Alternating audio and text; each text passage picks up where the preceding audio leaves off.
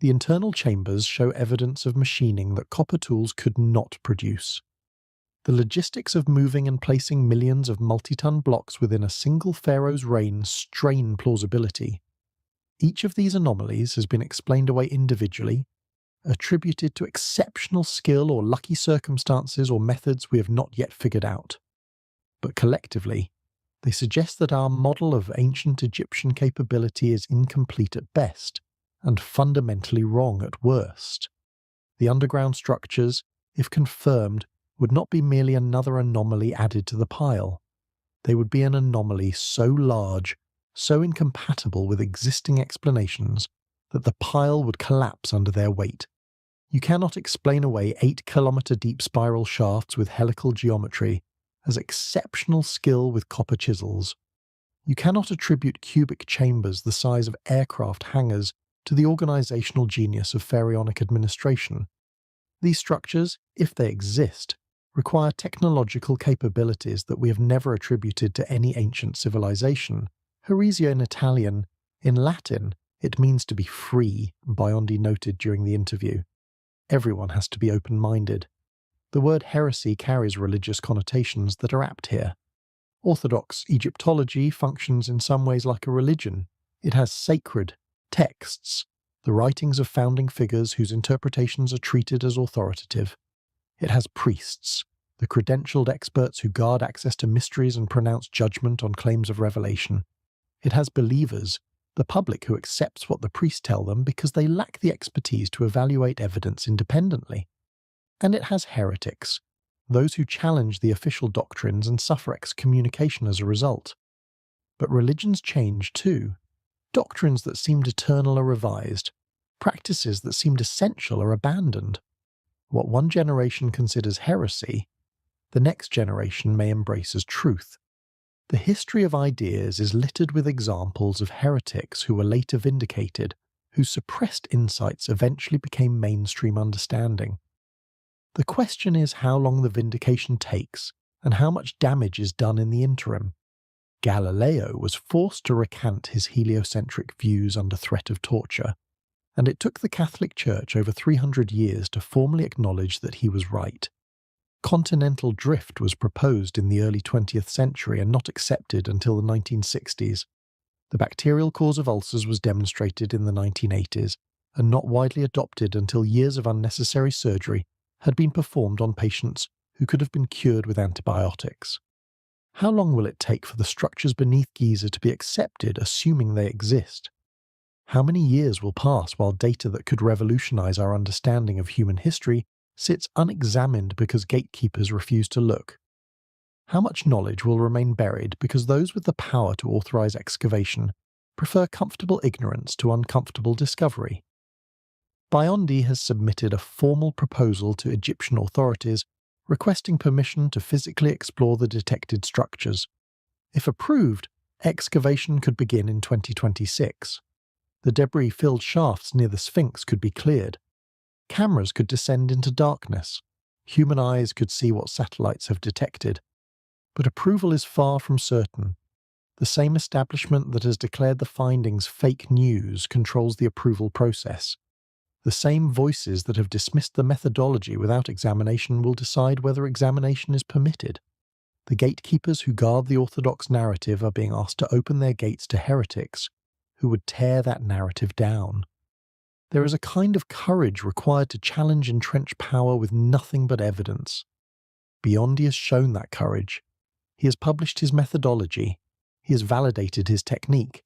He has shared his findings publicly, inviting scrutiny from anyone qualified to provide it. He has done what scientists are supposed to do. The response from the establishment has been to close ranks, to invoke authority, to dismiss without engaging. This is not what scientists are supposed to do. This is what institutions do when they feel threatened. This is what power does when it senses that its foundations are crumbling. History will eventually render judgment on who was right and who was wrong. The structures either exist or they do not. Future technology will eventually penetrate the ambiguity, whether through improved satellite imaging, through approved excavation, or through some method we have not yet invented. The truth is patient. It does not require our belief to continue being true, but history will also render judgment on how the scientific community responded to these findings. Did researchers examine the evidence with open minds? Did institutions facilitate investigation or obstruct it? Did the guardians of knowledge guard it faithfully, or did they guard their own positions at knowledge's expense?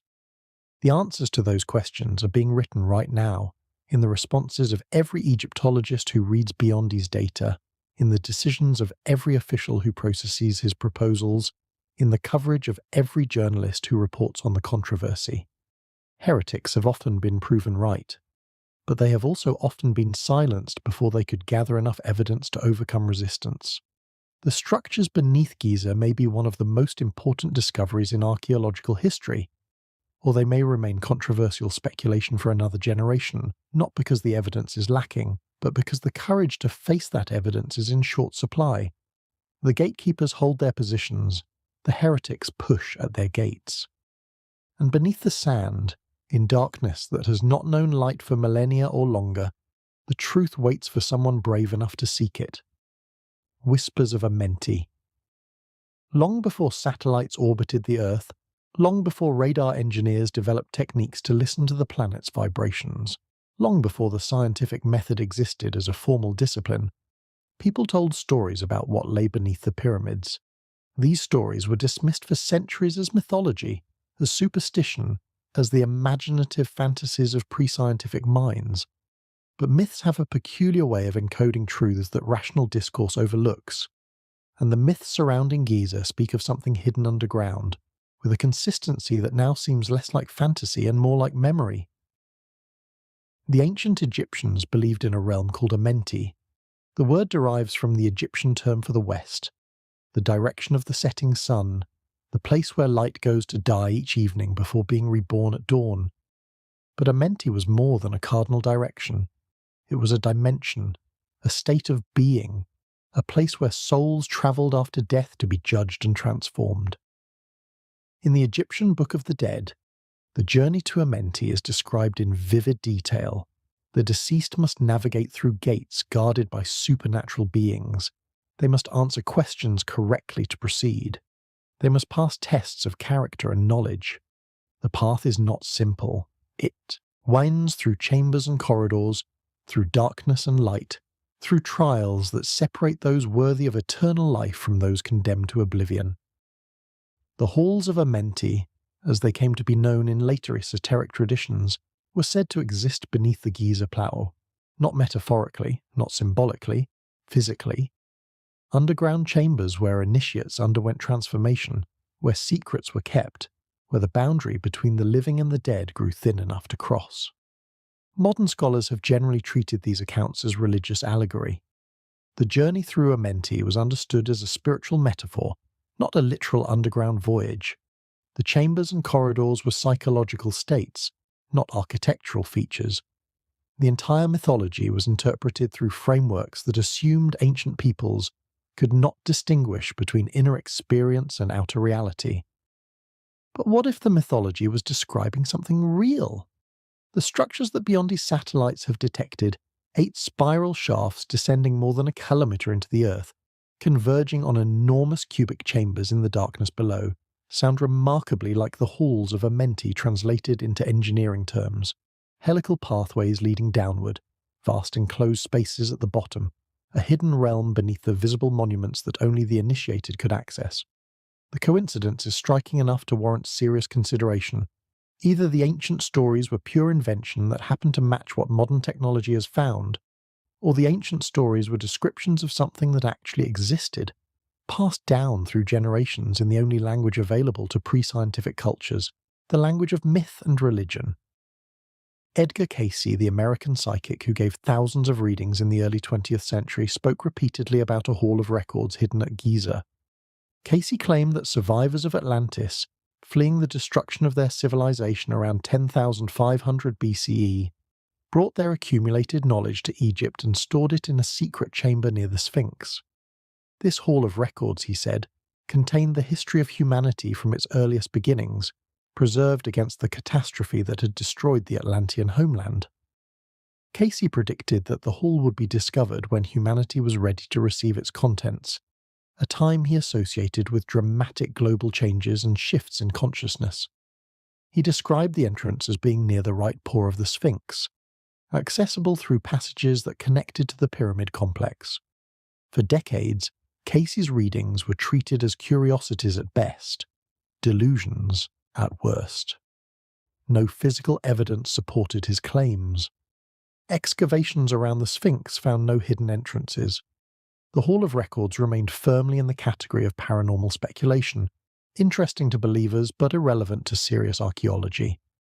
And then the satellite scans showed a massive, shaft structure beneath the Sphinx, connected to the underground network that extends beneath all three pyramids. The correlation between Casey's descriptions and Biondi's data does not prove that Casey was receiving genuine psychic information. It does not prove that Atlantis existed or that refugees stored their knowledge beneath Egypt.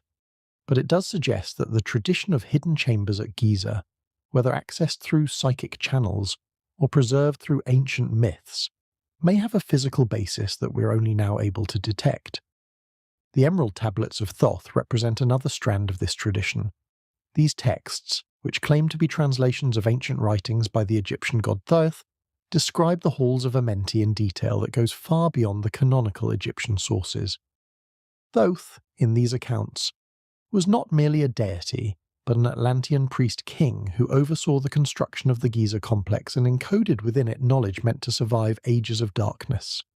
In the Emerald Tablets, the halls of Amenti are described as interdimensional spaces, existing both physically beneath the earth and in realms accessible only to consciousness properly prepared. The Lords of Amenti, beings of vast wisdom and power, were said to dwell in these halls, guiding the evolution of humanity across vast spans of time. Academic scholars dismiss the Emerald Tablets as 20th century fabrications, noting that the earliest known versions appeared in the 1930s through a figure named Maurice Doreal, who claimed to have translated them from ancient sources. The provenance is certainly questionable. The language reflects theosophical and New Age concepts that were circulating at the time. The historical claims cannot be verified through conventional archaeology. And yet, the tablets describe underground chambers beneath Giza, accessed through spiral passages containing knowledge and perhaps technology from a civilization older than dynastic Egypt. They describe geometric structures of precise design, serving functions related to energy and consciousness. They describe exactly what Biondi's satellites appear to have found. This does not mean the Emerald Tablets are authentic ancient documents. It may mean that whoever wrote them, whenever they wrote them, had access to traditions or information that preserved genuine knowledge about what exists beneath the pyramids. Myths can be invented wholesale, but they can also be elaborations on a core of truth, embroidered by imagination but anchored in reality. The figure of Thoth himself deserves attention in this context. In Egyptian mythology, Thoth was the god of wisdom, writing, magic, and the moon. He was credited with inventing hieroglyphics, with maintaining the universe through his knowledge, with recording the judgments of souls in the afterlife. His Greek equivalent was Hermes, and the synthesis of these figures produced Hermes Trismegistus, the legendary author of the Hermetic texts that so influenced Western esoteric traditions. Thoth was associated with Giza from the earliest periods. Some traditions held that he designed the pyramids, that he encoded within them mathematical and astronomical knowledge, that he created the Sphinx as a guardian of secrets too powerful for ordinary humanity to possess.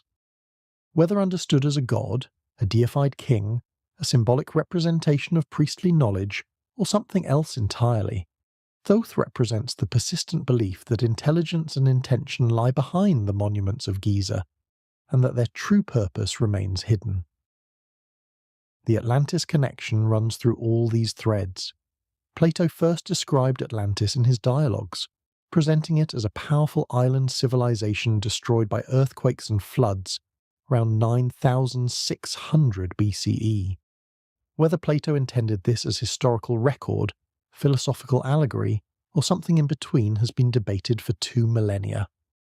But the story resonated deeply, generating endless speculation about where Atlantis might have been, and what might have survived its destruction. The idea that Atlantean survivors brought their knowledge to Egypt, encoding it in monuments designed to endure millennia, appears in numerous sources from the 19th century onward. Ignatius Donnelly's 1882 book Atlantis, The Antediluvian World, argued this case extensively, suggesting that Egyptian civilization represented a colony or continuation of Atlantean culture. Similar ideas appear in the writings of theosophists, occultists, and alternative historians throughout the 20th century. These ideas have been dismissed by mainstream scholarship as pseudo-history, as wishful thinking, as the projection of modern anxieties onto ancient monuments, and perhaps they are. Perhaps the entire tradition of hidden knowledge at Giza is a collective fantasy, a conspiracy of imagination spanning centuries and continents, with no basis in physical reality. But the satellites do not deal in fantasy. The radar returns do not reflect wishful thinking. The data that shows 8 spiral shafts descending to enormous chambers beneath the Khafra pyramid is not influenced by whether the observer believes in Atlantis or Thoth or the halls of Amenti. The structures either exist or they do not, and the evidence increasingly suggests that they exist. If they exist, then the myths were not merely imaginative inventions. They were descriptions, garbled perhaps, embroidered certainly, but anchored in something real. The traditions that spoke of hidden chambers and secret knowledge and underground realms were not pure fantasy. They were attempts to preserve memory of what lay beneath the sands, using the conceptual frameworks available to their times. This does not validate every claim made about Giza. It does not mean that crystal skulls or alien visitors or interdimensional portals are real. But it does suggest that we should approach ancient traditions with more humility than modern rationalism typically allows. The ancestors who built myths around these monuments may have known things we have forgotten. Their stories may contain information that our sciences are only now recovering. The whispers of Amenti have persisted for thousands of years.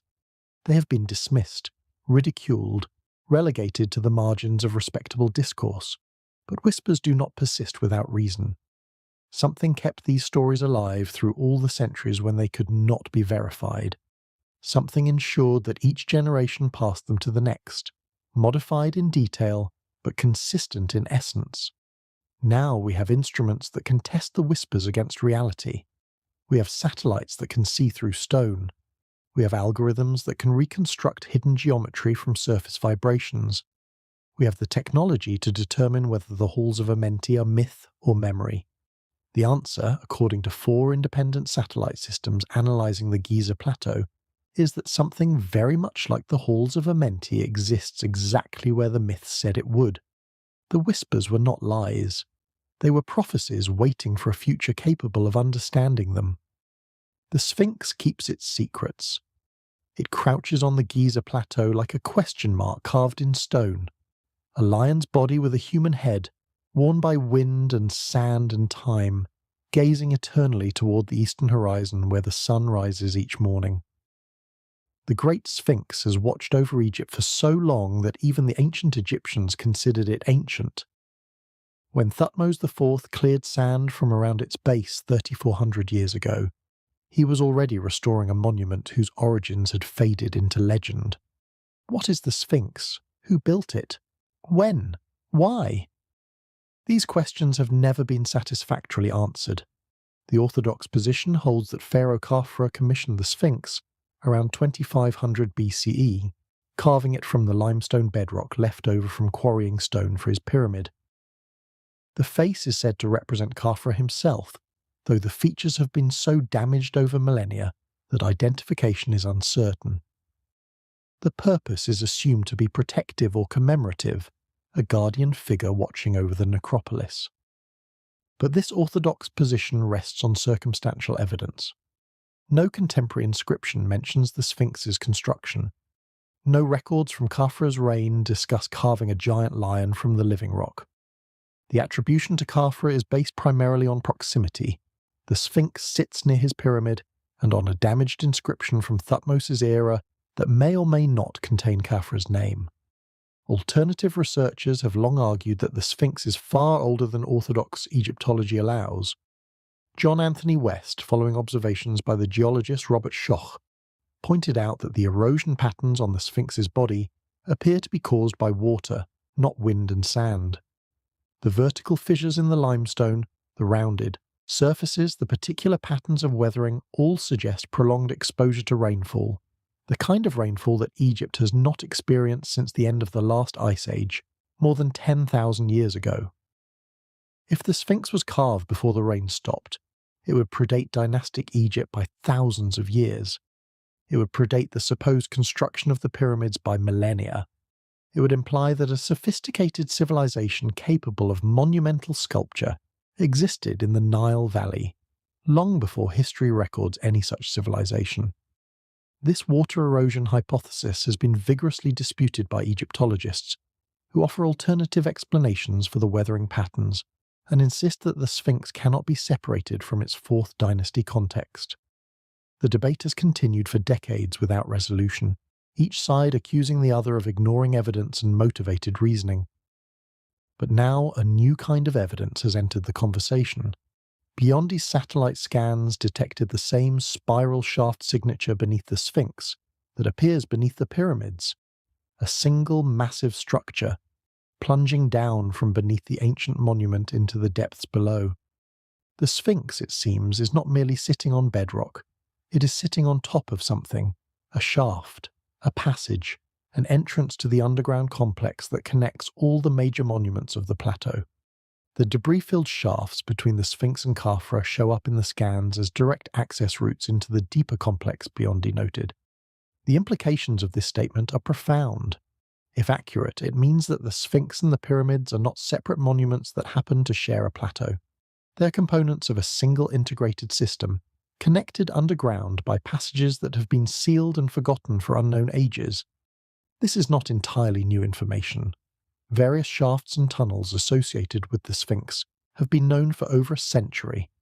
The Osiris shaft, discovered in the 1930s by Selim Hassan and more thoroughly explored by Zahi Hawass in 1999, descends about 30 meters beneath the causeway connecting the Sphinx to Khafra's pyramid.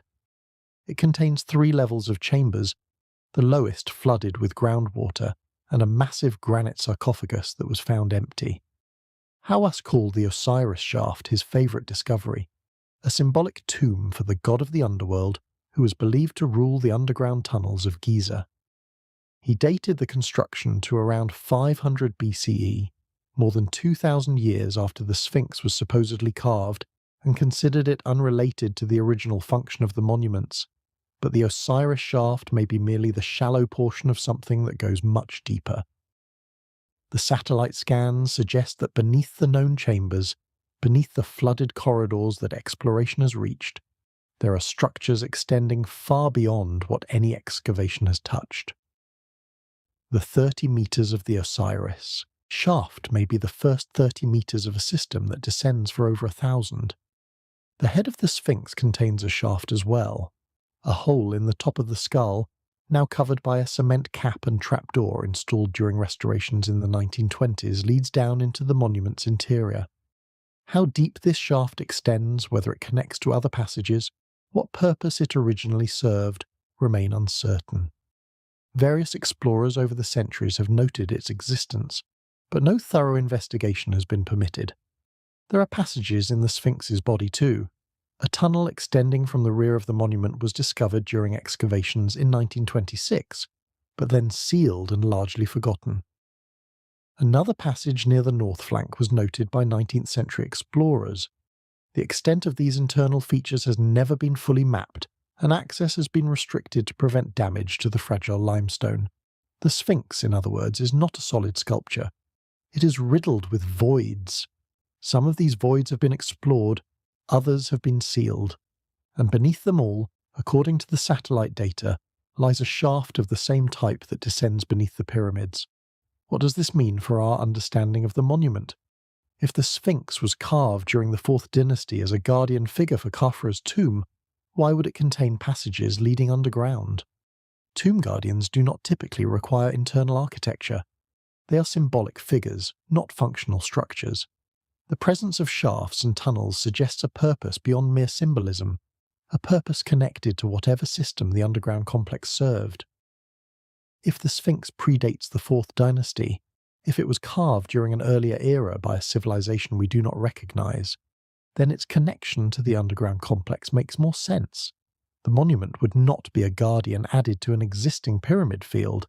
It would be an integral component of a facility designed from the beginning to incorporate both surface structures and subterranean chambers. The face might have been recarved by later pharaohs, the body might have been damaged and repaired repeatedly, but the original function would persist beneath all the modifications. Edgar Cayce claimed that the Hall of Records would be found near the right paw of the Sphinx.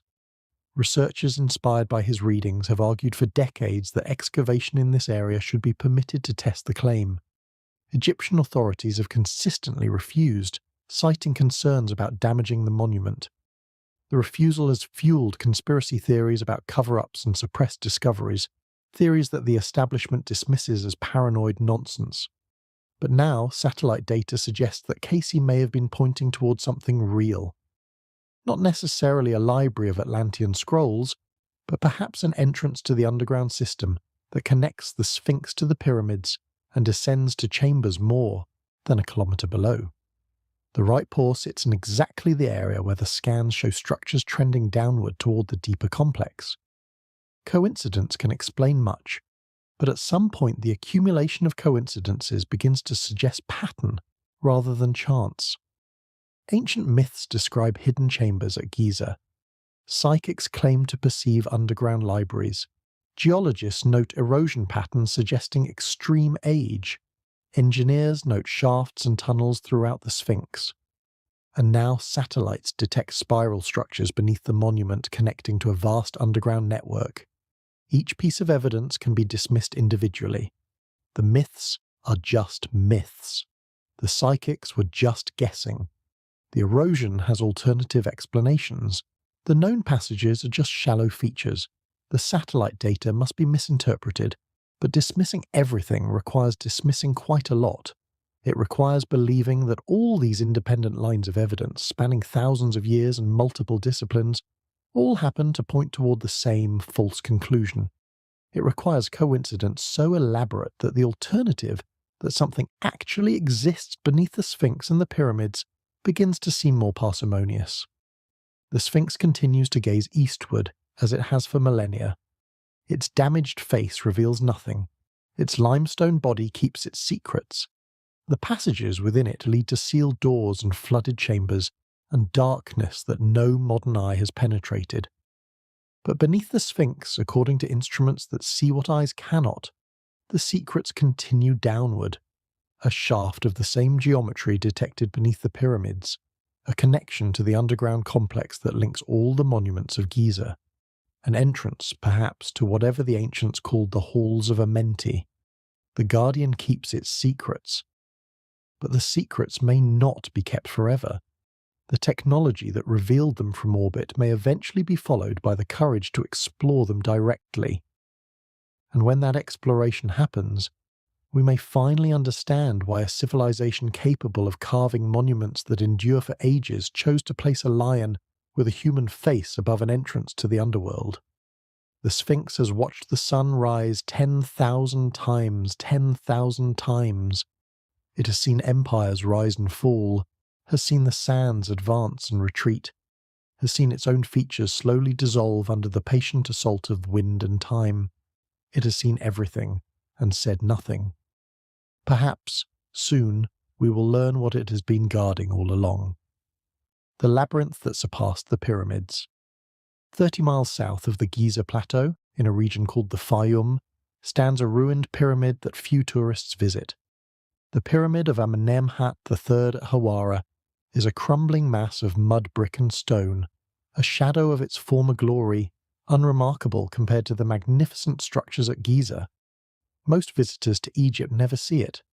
Most books about ancient Egypt barely mention it.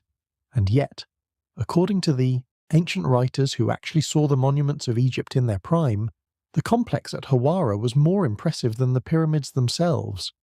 Herodotus visited Egypt around 450 BCE, more than 2,000 years after the pyramids were built. He was a careful observer, a meticulous recorder of what he saw and what he was told. His histories remain one of our primary sources for understanding the ancient Mediterranean world. And when Herodotus encountered the Hawara complex, he was stunned. "It surpasses even the pyramids," he wrote. "Though the pyramids are beyond words, and each was equal to many great monuments built by Greeks, this labyrinth surpasses even the pyramids." Herodotus described a structure of extraordinary complexity. 12 roofed courts with doors facing each other, 6 facing north and 6 facing south. Passages winding through chambers beyond counting. Upper rooms numbering 1,500, and beneath them, hidden underground chambers that the priest refused to show him. They were, he was told, the burial places of sacred crocodiles and of the kings who had built the labyrinth. Strabo, writing 4 centuries later, confirmed the account. The labyrinth, he said, was a work equal to the pyramids, with courts corresponding to the nomes of Egypt. Pliny the Elder described it as well, noting its underground passages and its reputation as the oldest of the great Egyptian monuments. These were not credulous travellers easily impressed by local legends. These were educated observers from cultures that had produced the Parthenon and the great temples of the Greek world. When they said that the labyrinth surpassed the pyramids, they meant it. Something at Hawara struck them as more impressive than the most famous monuments in the world. But when modern archaeologists excavated the site, they found almost nothing. Flinders Petrie, working at Hawara in 1888, uncovered foundations and fragments. The great structure had been dismantled, its stones quarried for other construction projects over the centuries. Only traces remained of what Herodotus had seen. The labyrinth, if it ever existed in the form he described, had vanished, or so it seemed. In 2008, a team of Belgian and Egyptian researchers conducted a geophysical survey of the Hawara site. Using ground-penetrating radar, they scanned the area south of Amenemhat's pyramid, where ancient sources placed the labyrinth. And beneath the sand, invisible to the eye but clear to the instruments, they found it. A massive underground complex, chambers and passages extending far below the surface, structures matching the ancient descriptions in scale and layout. The labyrinth had not vanished. It had been buried. The surface portions had been dismantled, but the underground portions remained, sealed beneath millennia of accumulated sand. The discovery was published, then quietly suppressed. The Egyptian Supreme Council of Antiquities did not announce the findings. The lead researcher, Louis de Cordier, waited years for official acknowledgement that never came. Finally, in 2010, he released the data publicly through a website, making the discovery available to anyone interested in seeing it. The implications were remarkable. Herodotus had mentioned underground chambers that the priests would not let him enter. The radar had found extensive underground structures beneath the site. The ancient testimony and the modern technology aligned perfectly. Whatever the labyrinth was, however it functioned, it appeared to be real. Now, fast forward to 2025 and Filippo Biondi's satellite scans. The same spiral shaft signature that appears beneath the Giza pyramids also appears at Hawara. The same geometric patterns, the same indications of engineered structures extending deep into the earth. The labyrinth that surpassed the pyramids is connected to whatever system lies beneath them. This transforms our understanding of ancient Egyptian construction. Giza is not an isolated phenomenon. The underground complex is not limited to the 3 famous pyramids and the Sphinx. It extends across the landscape, connecting sites separated by dozens of miles, unified by a subterranean network of unknown extent and purpose. What was the labyrinth for? Herodotus was told it contained tombs, burial places for kings and sacred animals. This explanation fits the general Egyptian preoccupation with death and the afterlife. Every major monument seems to be a tomb. Every underground passage leads to a burial chamber. The entire civilization appears organized around the disposition of the dead. But there are problems with this interpretation. The labyrinth's complexity far exceeded what would be necessary for mere burial. 3,000 rooms, according to Herodotus, half above ground and half below. Passages winding through courts and chambers in configurations that bewildered even experienced travellers.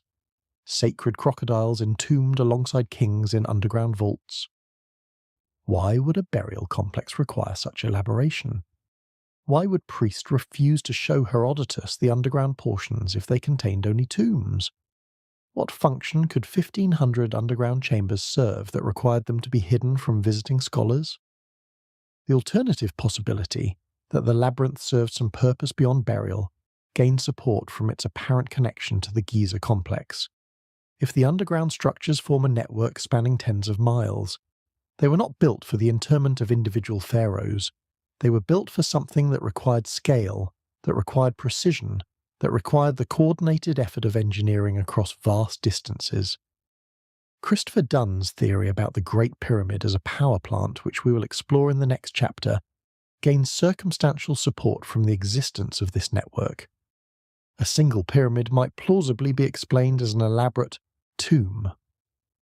A single underground chamber might be written off as a peculiarity. But a system of interconnected structures, spanning the landscape, incorporating helical geometry and enormous chambers, begins to suggest infrastructure rather than monument. It begins to suggest function rather than symbol. The ancient writers who described the labyrinth were not merely impressed by its size. They were impressed by its engineering, by its precision, by the evident intelligence that designed such a complex structure. This was not piled stone. This was not accumulated mass. This was architecture of sophistication that surpassed what the Greeks themselves could produce. Consider what it would take to build such a complex. Underground construction is inherently more difficult than a surface construction. You cannot easily move materials in and out. You cannot easily see what you are doing. You must support the earth above while excavating the earth below. Every cubic meter of removed stone must go somewhere. Every chamber must be reinforced against collapse. Ventilation, drainage, and access must all be engineered. To build 3,000 rooms underground, connected by passages so complex that visitors became lost, would require capabilities that we struggle to attribute to ancient civilizations. The logistics alone are staggering. The planning required approaches the limits of organizational possibility, and yet it was built because Herodotus saw it, because radar has detected it, because the evidence of its existence persists despite the destruction of its surface portions. The labyrinth at Hawara may be the key to understanding what lies beneath Giza. It was accessible to ancient visitors in a way that the deeper structures at Giza apparently were not. Herodotus could enter its courts and passages, could see its upper chambers, could approach the entrances to its underground sections even if he was denied access to them. The labyrinth was a working facility of some kind, maintained and guarded by priests who understood its function well enough to keep its secrets. If the labyrinth served the same purpose as the underground complex at Giza, then whatever that purpose was could be partially inferred from what ancient sources tell us about Hawara. The sacred crocodiles suggest a religious function. The refusal to allow foreign access suggests secrecy. The scale and complexity suggest importance beyond ordinary burial practice. But these clues only deepen the mystery. What religion requires 3,000 underground chambers? What secrets demand such elaborate protection? What importance justifies construction on a scale that surpassed the pyramids themselves? The answers may lie beneath the sand at Hawara, waiting for excavation that Egyptian authorities have not authorized. Or they may lie in the satellite data that shows the connections between sites, the network that unifies Giza and Hawara, and perhaps other locations yet to be scanned. Or they may lie in texts yet to be discovered, ancient records that describe the true function of these structures in terms we can understand. Herodotus stood at the entrance to the underground chambers and was turned away. 25 centuries later, we stand in the same position. The instruments have shown us that something exists below. The ancient testimony has told us that the priests considered it too important to reveal, and the choice of whether to descend, whether to finally discover what surpassed even the pyramids in the estimation of ancient observers, remains unmade. The labyrinth waits beneath the Fayum as it has waited for millennia.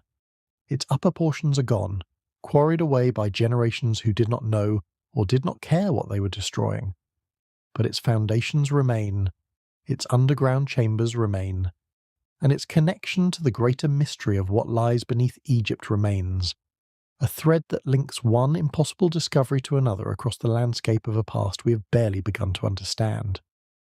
The machine hypothesis. Christopher Dunn is not an archaeologist. He is not an Egyptologist. He is a machinist, an engineer who has spent 50 years working with precision manufacturing in the aerospace industry. His hands have crafted components that fly in aircraft and orbit in satellites. His eyes have measured tolerances that would be invisible to ordinary vision. His mind has been trained to ask a question that academics often overlook. Why was this built with such precision? When Dunn first examined the Great Pyramid, he was struck by the same thing that strikes every engineer who looks carefully at the structure. The precision is extraordinary. The base is level to within fractions of an inch across 13 acres.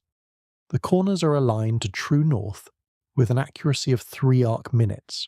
The joints between casing stones where they survive fit so tightly that a knife blade cannot be inserted between them. These are not the tolerances of tomb builders, these are the tolerances of machine builders. Conventional Egyptology explains the precision as a product of obsessive craftsmanship and unlimited labour. The pharaohs commanded resources beyond anything available to ordinary construction projects. They could afford to have workers grind and fit stones until perfection was achieved. The result was impressive but not mysterious. Human hands with copper tools and sufficient time can produce remarkable work. Dunn found this explanation inadequate. He knew from his own experience what it takes to achieve such precision. You need measurement systems capable of detecting tiny variations. You need reference surfaces that are themselves precise.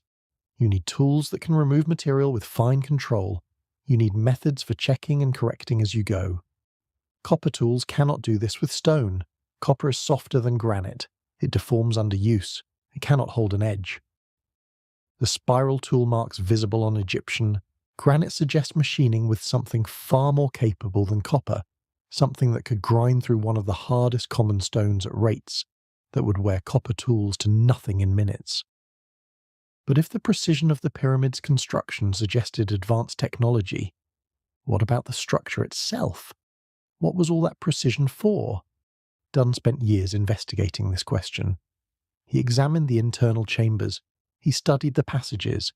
He looked at every feature of the Great Pyramid through the eyes of an engineer asking what function each element might serve. And he arrived at a conclusion that seemed absurd at first, but became increasingly compelling the more he examined the evidence.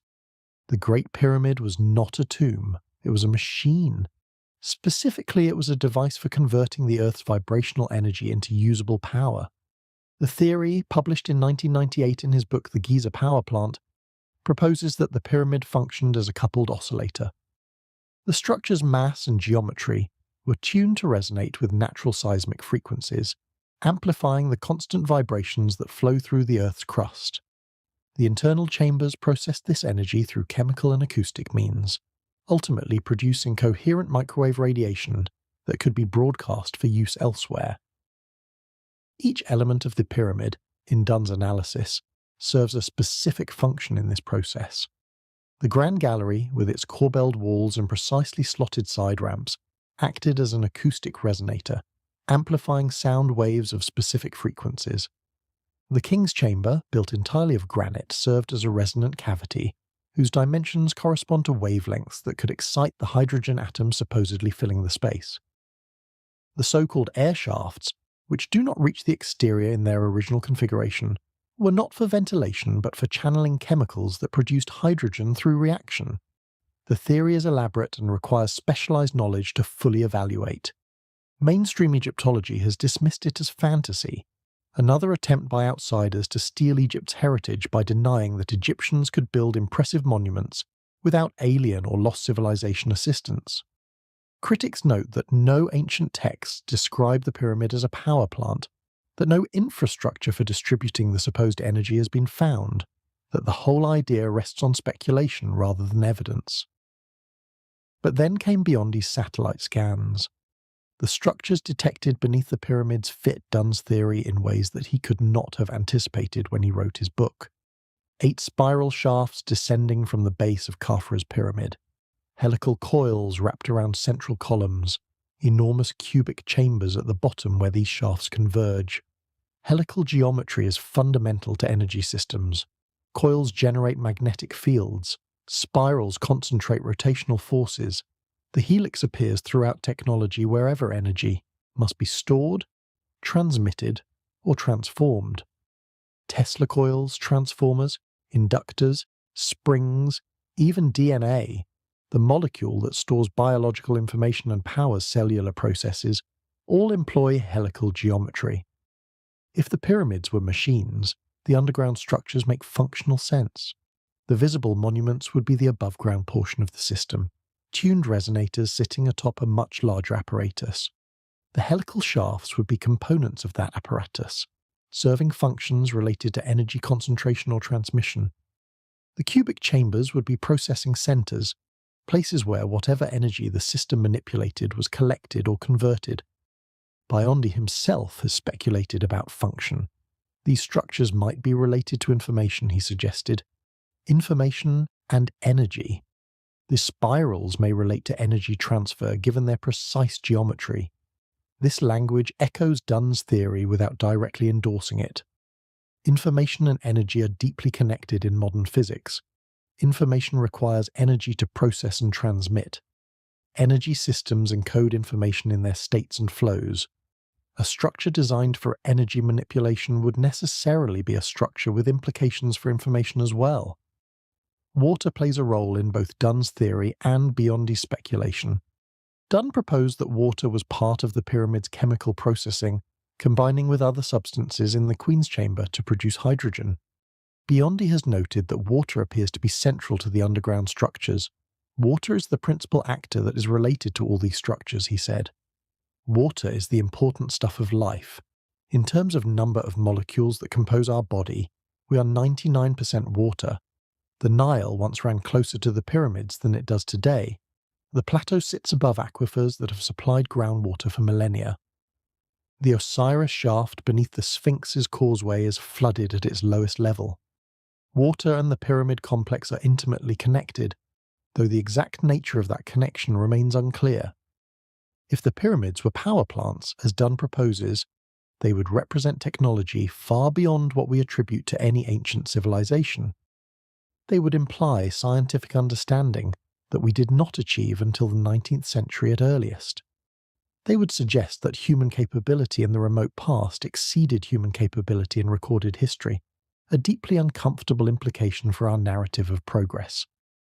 But the alternative, that the most precisely built structures in the ancient world were merely elaborate tombs, requires us to believe that impossible precision was achieved for no functional purpose. It requires us to explain why builders who could level 13 acres to within a fraction of an inch would do so merely to house a sarcophagus. It requires dismissing the engineering perspective entirely in favour of assumptions about pharaonic vanity. The underground structures complicate this picture further. Whether they are power plant components or not, they are not tombs. They are not burial chambers in any recognisable sense. 8 spiral shafts descending a kilometre do not correspond to any mortuary practice known from ancient Egypt or anywhere else. The massive cubic chambers at the bottom are not sized for human remains. Whatever these structures are, they were built for a purpose that conventional Egyptology cannot explain. Dunn met with Biondi and the other researchers involved in the Khafra project. He was impressed by their rigour and their findings. He recognised in their data patterns that aligned with his own decades of investigation. The pyramid power plant, which had seemed like isolated speculation when he proposed it, now appeared to have physical correlates extending far deeper than the visible monuments. If approved exploration proceeds in 2026, we may begin to get answers about what these structures actually are. Physical access would allow direct measurement, sampling, analysis. The speculation that currently fills the void of knowledge would give way to data. The machine hypothesis would either find support or face refutation in the details of what the shafts and chambers actually contain. Until then, we are left with geometry. Spiral shafts suggest something. Helical coils suggest something. Cubic chambers of enormous size suggest something. The precision of the visible monument suggests something. The network connecting multiple sites across the landscape suggests something. What that something is remains the central mystery. Was it energy generation as Dunn proposes? Was it information storage as Biondia speculated? Was it something else entirely, a function so alien to our categories that we lack words to describe it? The machine hypothesis may not be correct in its details, but it represents a serious attempt to answer a question that conventional archaeology has never adequately addressed. Why would anyone build structures of such precision, such scale, such complexity, if they were not meant to do something? Tombs do not require engineering tolerances measured in fractions of degrees. Tombs do not require helical shafts descending kilometers into the earth. Tombs do not require cubic chambers larger than aircraft hangars buried beneath the desert. Whatever the pyramids are, they are not merely tombs, and whatever lies beneath them, it was not built to house the dead. It was built to function, to operate, to do something that required geometry precise enough to detect with satellites and scale sufficient to encompass multiple sites across the Egyptian landscape. The machine, if machine it is, has been silent for millennia. But its components remain, waiting beneath the sand for someone to understand what they were designed to do. The descent begins. We stand at the threshold of something unprecedented. For the first time in modern history, credible evidence suggests that enormous engineered structures exist beneath the most famous monuments on Earth. Structures that no human has entered in recorded memory. Structures that may reshape everything we think we know about our past. The evidence has been gathered. 4 satellite systems, validated methodology, consistent geometric signatures, a network connecting the pyramids, the Sphinx, and the sites 30 miles distant. 8 spiral shafts descending more than a kilometre. Cubic chambers the size of aircraft hangars. All of it invisible to the eye. All of it detected by instruments that see what flesh cannot perceive. Filippo Biondi and his colleagues have submitted a formal proposal to Egyptian authorities. If approved, physical exploration could begin in 2026. Teams would descend into the debris-filled shafts near the Sphinx, clearing centuries of accumulated rubble, opening pathways that may not have been travelled since before recorded history began. The descent, if it happens, will be the most significant archaeological undertaking of our time. It will answer questions that have persisted for millennia. Are the structures real? What do they contain? Who built them? When? Why? The speculation that has filled countless books and websites and late-night conversations will give way to knowledge. The mysteries will become history. But the descent has already begun in another sense. We are descending now through layers of assumption that once seemed solid, through certainties that are dissolving under the weight of new evidence. The Giza we thought we knew, the Giza of pharaonic tombs and ancient but comprehensible engineering, is giving way to something stranger, something deeper, something that challenges our most basic narratives about human capability and human history. The plasma bubble adds another layer to the mystery. In 2024, Chinese radar systems detected enormous equatorial plasma bubbles forming in the ionosphere directly above the Giza Plateau. These bubbles, regions of depleted charged particles in the upper atmosphere, disrupted satellite communications and GPS signals across the region. They were observed simultaneously over Giza and over the remote Midway Islands in the Pacific, suggesting some kind of planetary scale connection. Plasma bubbles are natural phenomena, caused by interactions between solar radiation and Earth's magnetic field. They occur regularly in equatorial regions. There is nothing inherently mysterious about their detection over Egypt. And yet, the timing and location are curious. Ancient traditions associate the pyramids with cosmic energies, with connections between earth and sky, with forces that modern science dismissed as superstition until technology began detecting unexpected phenomena in exactly the places the tradition specified. The plasma bubble over Giza may be coincidence, or it may be evidence that something about that location affects the electromagnetic environment in ways we have not yet understood. If the underground structures served some energy-related function, As Christopher Dunn and others have proposed, they might interact with the ionosphere in ways that produce measurable effects. A system designed to couple with Earth's natural vibrations might also couple with Earth's natural electromagnetic field. The precision geometry detected by satellites might have correlates in the atmospheric anomalies detected by radar. This remains speculation. We do not know that the underground structures function at all, let alone that they influence ionospheric conditions.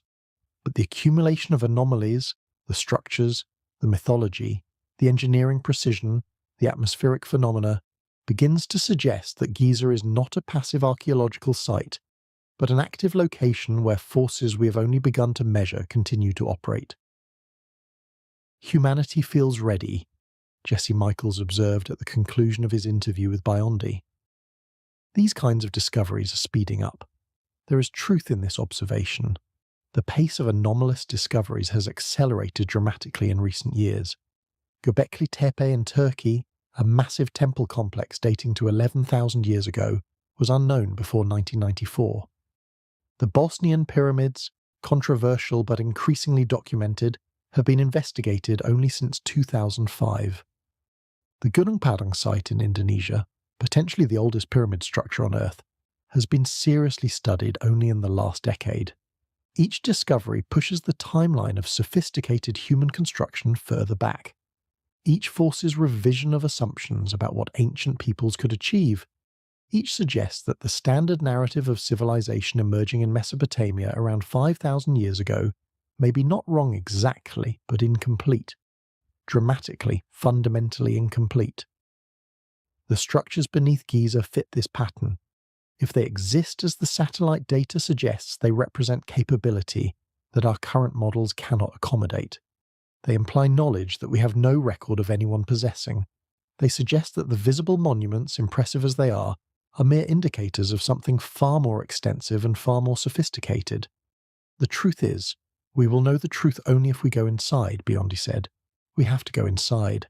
This is the scientific attitude at its finest, not dogmatic assertion, not defensive dismissal, simply the acknowledgement that evidence gathered from a distance, however compelling, cannot substitute for direct observation. The satellites have told us something important exists, but to know what that something is, we must descend, we must enter, we must see with our own eyes and touch with our own hands. The proposal sits with Egyptian authorities. Their decision will determine whether humanity takes this next step in 2026, or whether the mystery persists for another generation.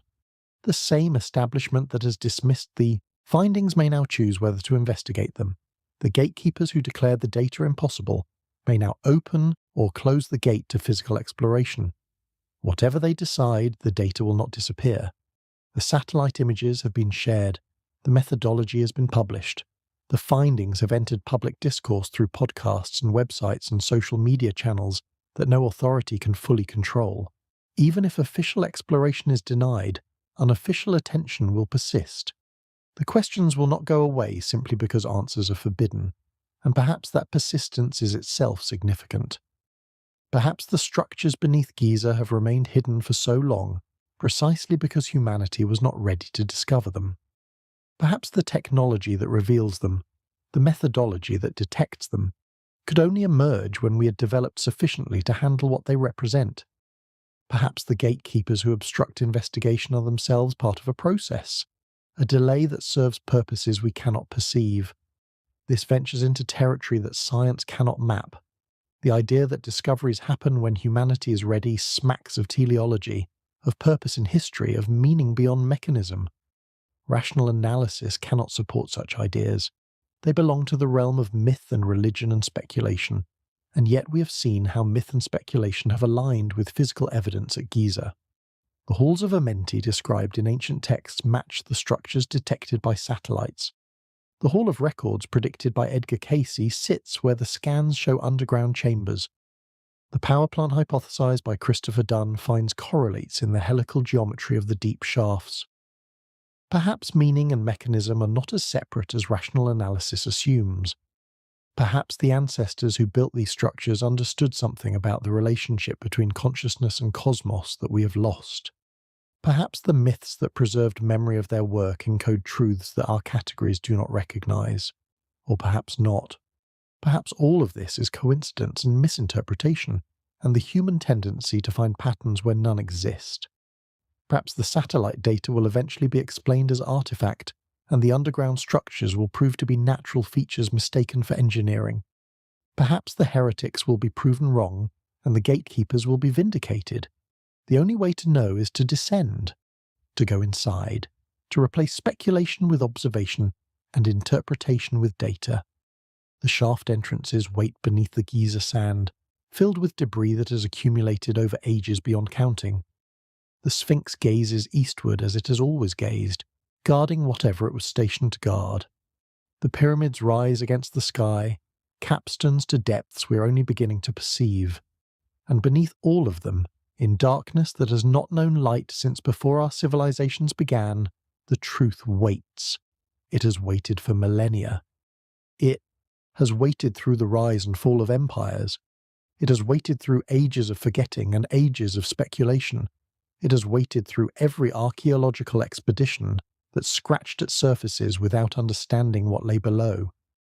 Perhaps now, finally, it will not have to wait much longer. The descent begins. Whether physical exploration is approved in 2026 or delayed for another decade, the descent has begun. We are falling through assumptions. We are dropping through certainties. We are plunging toward a past that is stranger than we imagined, and a present that must accommodate revelations we did not expect. Whatever lies at the bottom of those spiral shafts, whatever fills those enormous chambers, whatever secrets the halls of Amenti have preserved through all the long millennia of darkness, we are approaching it now. The instruments have shown us the door.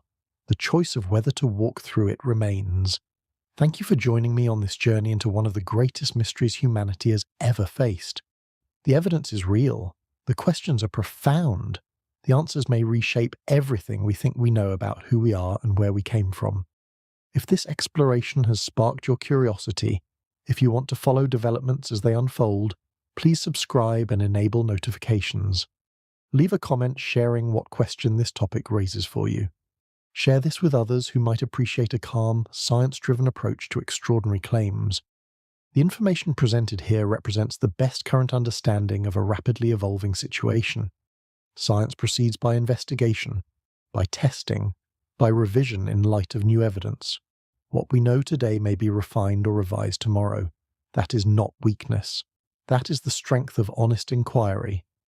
Sleep well tonight, knowing that beneath the sands of a distant desert, structures that have waited in silence for ages beyond memory may soon give up their secrets. Dream of spiral shafts descending into darkness. Dream of chambers vast and silent and old. Dream of the moment when light finally enters those spaces and we discover what our ancestors built there. So long ago that even the pyramids are merely the roof of their creation. The descent begins, the truth awaits, and humanity perhaps is finally ready to receive it. Good night.